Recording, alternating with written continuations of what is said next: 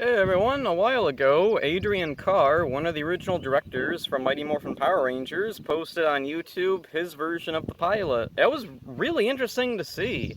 It's pretty similar to the pilots that we know of, but there are a few key differences that are really fascinating. I'll go over them in this video.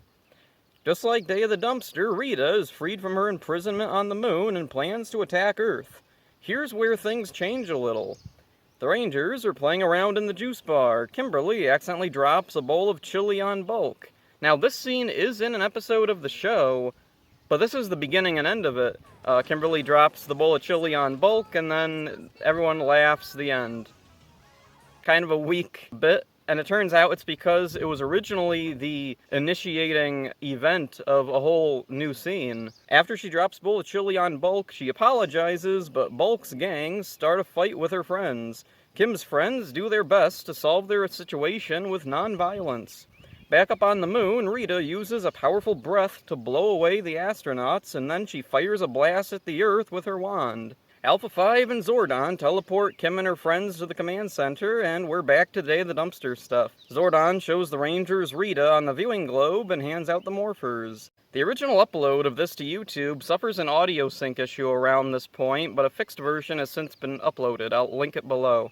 The Rangers are skeptical of Zordon and leave. Just like in Day of the Dumpster, there's a few shots from the other pilot. Jason's white shirt is easy to spot in these. Rita sends the putties to attack the Rangers. They morph for the first time. The morphing sequence here is really interesting. It's an early version, different from the other pilots, but still not quite the polished final morph we'd see in the actual show.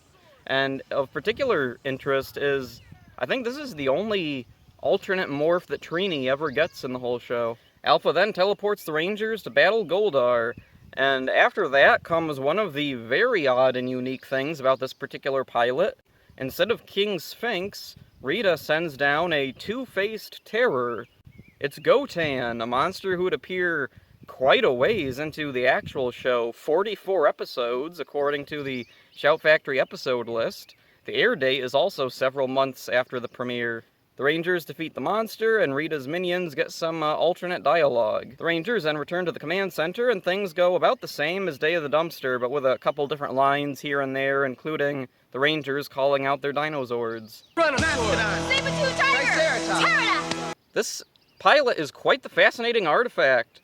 Adrian Carr was a director on some really early Mighty Morphin Power Rangers episodes, as well as this version of the pilot.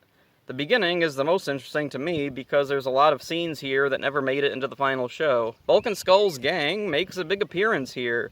In the actual show, the gang would only make 2 appearances, or maybe 3 if you count some of them just standing in the background as extras.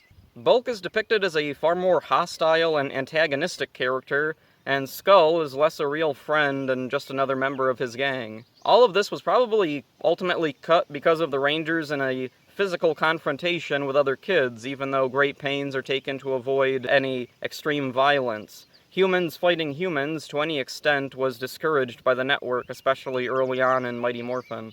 The other major difference that makes this pilot stand out is the inclusion of Gotan, aka Two-Faced Terror.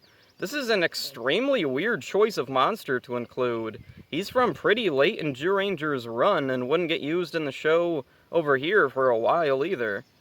My assumption is that his footage was some of the first Toei sent to Saban, and since it featured the Megazord, it worked to showcase it. I wonder why King Sphinx wasn't used, like in the other pilots. Maybe this was to help show the premise of new monsters every episode to executives that would watch this. There's a few interesting things using the Gotan footage. When it cuts to the Rangers, we see a quick shot of Zack with a bandaged hand, which was a plot point from Zyuranger that wasn't kept over here either, eventually when we adapted that footage. It's also really weird that they use that because there's a snowstorm going on during the Zord fight. You'd think they'd want to pick a fight with the Megazord that doesn't have some other element going on. The very first pilot Saban produced for what would become Power Rangers was for Bioman, and featured some similar names and ideas, but with a completely different cast. After that failed, Saban would update that pilot with footage of whatever the latest Sentai series was. Eventually, the pilot that sold the show utilized Zyuranger footage. A full episode pilot was produced and featured most of the cast who would go on to be in the series.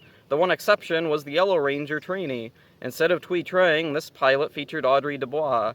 She couldn't commit to the show, so for the next pilot, this one, Thuy Trang was cast in her place. Ultimately, I think the producers, or whoever was responsible for making the final choice, made the correct one with the final version of Day of the Dumpster that premiered the show. This pilot is fun, but the characters aren't fleshed out as much as they are in the final version. The villains are also seen way too briefly here. Zordon and Alpha also feel much more abrupt here than in the other pilots. The bullies, who hung out with Bulk and Skull sparsely, fascinated me as a kid, and it was really cool to see more of them here.